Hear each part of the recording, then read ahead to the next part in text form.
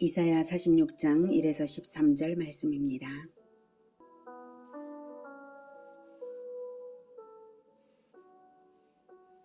46장. 벨은 엎드려졌고 느보는 구부러졌도다. 그들의 우상들은 짐승과 가축에게 실렸으니 너희가 떠매고 다니는 그것들이 피곤한 짐승의 무거운 짐이 되었도다.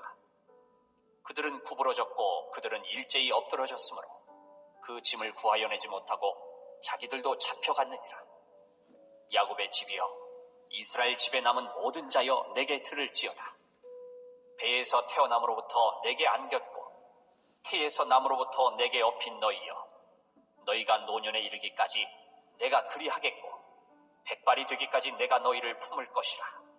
내가 지었은즉 내가 업을 것이요 내가 품고 구하여 내리라.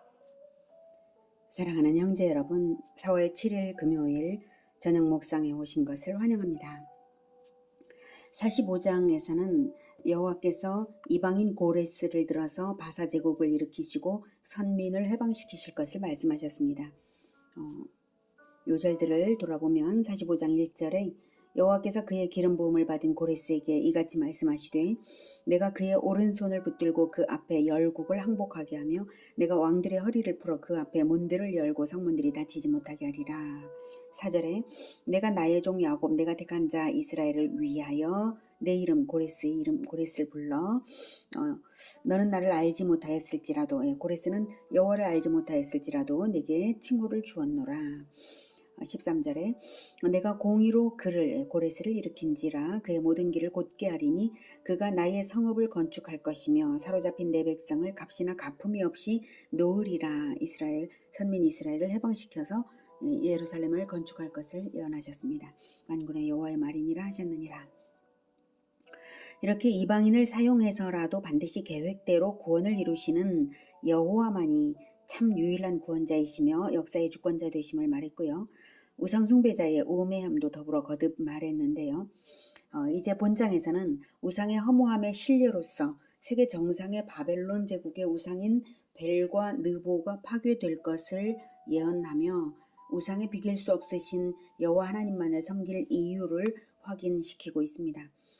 자기 백성은 물론 자기 자신조차 구원하지 못하는 우상들과는 달리 하나님께서는 이스라엘의 남은 자들을 안전하게 보호하고 구원하실 것을 약속하며 그러므로 오직 여호와만 섬기도록 촉구하는 것입니다.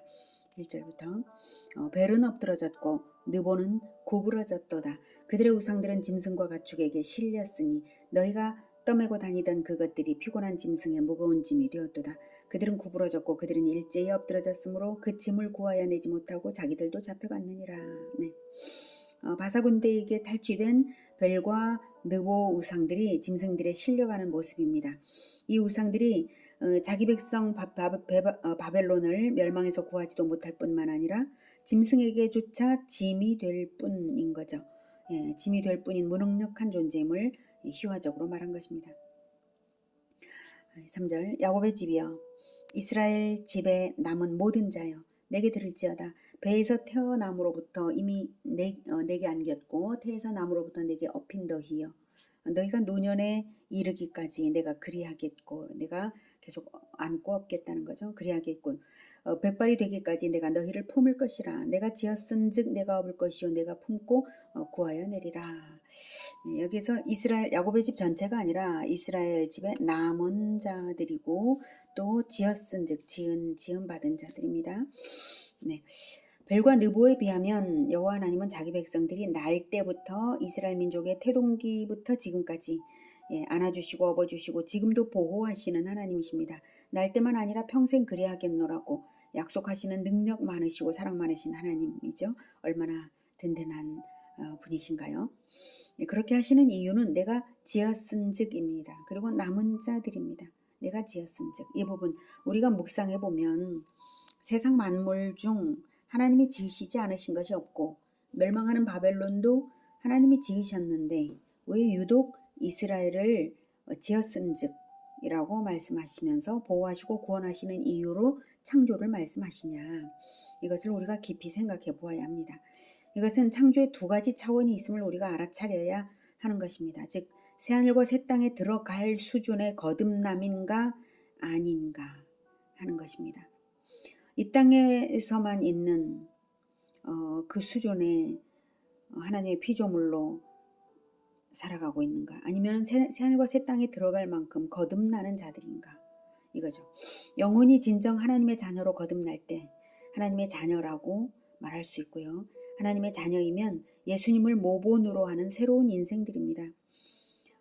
하나님은 그것을 바라시고 그 비전 때문에 이스라엘을 안으시고 업으시는 것입니다. 구약 시대에도 그리스도의 가르침은 이미 율법에 들어있고요. 율법을 받았어도 변화되지 않은 자기 백성의 거듭남을 위해 바벨론 포로 과정까지도 계획하신 하나님이십니다. 하나님은 이스라엘의 진정한 재창조를 결코 포기할 수 없으십니다. 우리에게도 마찬가지입니다. 우리가 그리스도의 모본을 따라 거듭나고 있는가 아닌가에 따라 연단과 축복은 그 양상이 달라지는 것입니다. 진정 거듭나는 우리 모두가 되기를 축복합니다. 5절. 너희가 나를 누구에게 비기며 누구와 짝하며 누구와 비교하여 서로 같다 하겠느냐. 사람들이 주머니에서 금을 쏟아내며 은을 저울에 달아 도금장이에게 주고 그것으로 신을 만들게 하고 그것에게 엎드려 경배하며 그것을 들어 어깨에 메어다가 그의 처소에 두면 그것이 서 있고 거기에서 능히 움직이지 못하며 그에게 부르짖어도 능히 응답하지 못하며 고난에서 구하여 내지도 못하느니라. 네, 벨과 느보에 비교할 수가 없죠. 우상들의 허구성을 다시 강조해 주십니다. 인간들이 큰 비용을 쏟아부으면서 수고스럽게 제작한 그 우상들은 어리석은 인간들이 세워주어야만 설 수 있는 것인데 기도에 응답도 못하는 것들에게 섬겨 절하냐 이거죠. 8절. 너희 패역한 자들아, 이 일을 기억하고 장부가 되라. 이 일을 마음에 두라. 너희는 옛적 일을 기억하라. 나는 하나님이라.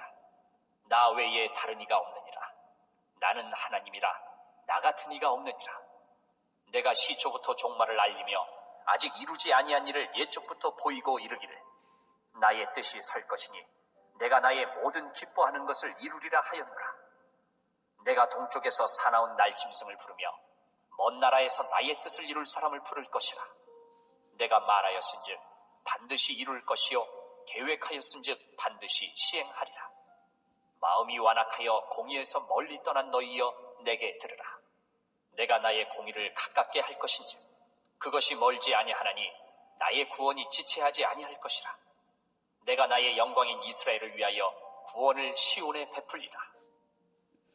우상 숭배 때문에 바벨론 포로라는 엄정한 징계에 처해 있음에도 불구하고 여전히 예전의 습관을 버리지 못한 선민을 향하여서 그들을 포로 상태에서 구원해 주실 것을 약속하심으로써 오직 절대 유일의 참된 신이신 하나님만을 섬길 것을 촉구하고 있죠. 8절. 너희 패역한 자들아. 여전히 우상 숭배를 버리지 못한 자들에게 말씀하십니다. 이 일을 기억하고 장부가 되라. 이 일을 마음에 두라. 여기서 이 일은 7절까지 말씀하신 것이죠. 바벨론과 그 우상들을 무너뜨리고 선민을 구원하실 것을 예언하시고 이루신 그 일입니다. 바벨론에 잡혀간 이후에도 우상 숭배에 빠질 것을 내다보고 하시는 말씀으로 봅니다. 그 고난의 와중에서 자기들이 범죄한 것은 생각지 못하고 징계인 것도 생각지 못하고 짧은 안목만으로 왜 여호와가 자기들을 구원하지 못하시냐고 우상 숭배를 더욱 할 것이거든요. 네. 그래서 하나님이 계획도 하시고 예언도 주시고 계획대로 구원하시는 이 일을 기억하고 제발 당당한 믿음을 가지라는 것입니다. 짧은 안목을 버려야 이 과거의 일들로부터 차근차근 생각해서 그 일을 기억하죠. 네. 그래서 하나님이 하시는 일을 긴 안목에서 보고 그것을 마음에 두면 당당해지고 하나님이 하시는 일을 마음에 두지 않으면 마음이 쪼그라들어서 두려움 때문에 우상에 절하게 되는 것이거든요.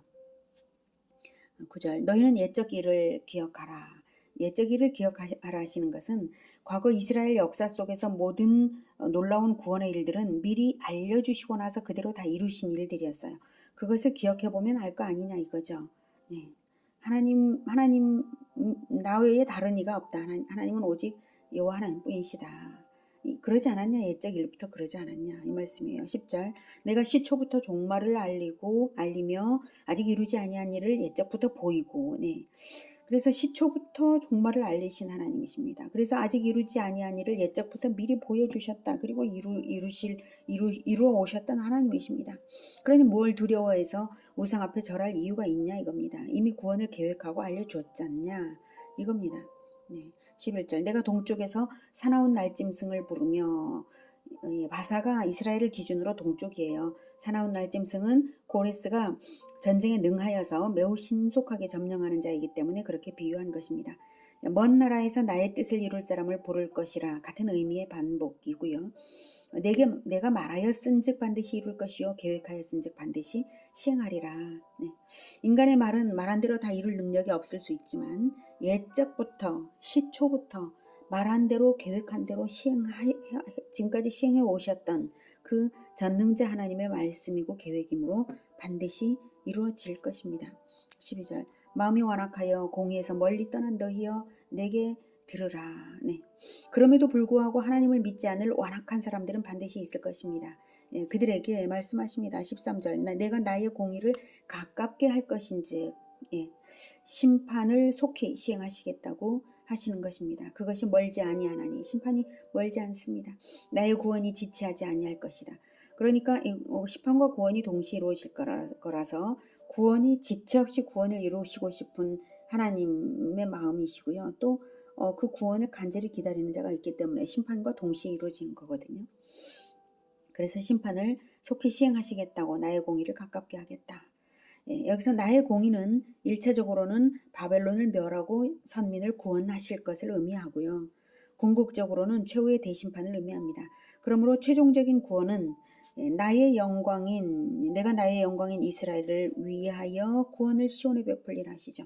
예, 최종적인 구원은 나의 영광인 이스라엘을 위하여 구원을 시온에 베푸시는 것입니다. 명색만 선민인 자들을 위한 것이 아닙니다. 명색은 선민이지만 하나님을 믿지 못하여 여전히 완악한 자들은 공의의 심판의 대상이고요. 그리스도의 법도대로 다스림을 받는 영적 시온 백성들은 구원의 대상입니다. 오늘은 태초부터 모든 구원의 계획을 알리시고 시행하기를 거듭하셨던 하나님께서 바벨론의 멸망도 하기 전인 이사야 시대에 바벨론으로부터의 구원 계획까지를 알리시고 종말까지 알리시는 것을 보았습니다. 짧은 안목을 버리고 긴 안목으로 태초부터 영생까지를 보아야 비로소 하나님의 사역이 보입니다. 알리시고 시행하시는 하나님께서 이미 알리신 종말과 구원을 우리가 믿고 그리스도의 법도대로 재창조받아 거듭나서 두려움 없이 재림을 맞이하는 우리 모두가 되기를 기원합니다. 기도하겠습니다. 전능하시고 전지하신 하나님, 미래의 모든 것들까지 다 계획하시고 계획하신 대로 이루시는 하나님이시므로 하나님께서 우리에게 이미 성경을 통해서 말씀하신 모든 것을 믿습니다. 하나님, 우리가 다가올 미래에 대하여 아무것도 두려워하지 않겠습니다. 오직 하나님의 공의가 이루어질 것이므로 오직 영적인 시온 백성으로 남아서 그리스도의 법도대로 늘 다스림을 받으며 살아가겠습니다. 주님 붙들어 주시옵소서. 우리 마음에 하나님 아닌 다른 그 무엇도 섬기는 숭배하는 일이 결코 없도록 도와주시고 우리 자신만을 위하여 살아가는 일도 결코 없도록 도와주시고 오직 하나님께서 계획하신 그 비전대로 이루어지도록 하나님께 협력하며 연합하며 재창조받아 살아가도록 도와주시옵소서. 오직 성령의 능력으로 우리를 붙들어 주시기를 간절히 원하며 예수 그리스도 이름으로 기도드립니다. 아멘. 이어지는 시간은 개인 기도 시간입니다.